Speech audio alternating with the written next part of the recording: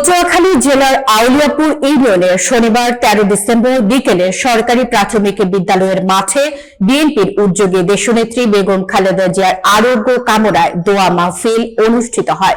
পটুয়াখালী প্রতিনিধি শিকদার সোহেল জানান, দোয়া মাহফিলে সভাপতিত্ব করেন পটুয়াখালী সদর উপজেলা আউলিয়াপুর ইউনিয়নের সিনিয়র সহ সভাপতি ও পূর্ব বাদুরা আলিম মাদ্রাসার অধ্যক্ষ মাওলানা মোহাম্মদ নাজিম উদ্দিন শিকদার। মোনাজাত পরিচালনা করেন তিনি।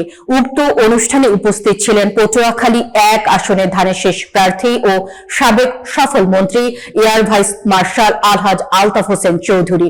এছাড়াও উপস্থিত ছিলেন এএলবি অ্যাডভোকেট জজ court Dhaka Mohammad Maksudur Rahman, union BNP অঙ্গ সংগঠনের নেতা মোহাম্মদ রাশেদুল ইসলাম সুমন, বাংলাদেশ জাতীয়তাবাদী কৃষক দলের সদস্য আব্দুর রহমান খান সহ অঙ্গ সংগঠনের নেতা মোহাম্মদ দুলাল খান এবং উপজেলা বিএনপি, যুব দল, স্বেচ্ছাসেবক দল, শ্রমিক দল, কৃষক দল, ছাত্রদল সহ বিভিন্ন অঙ্গ সংগঠনের নেতাকর্মীরা।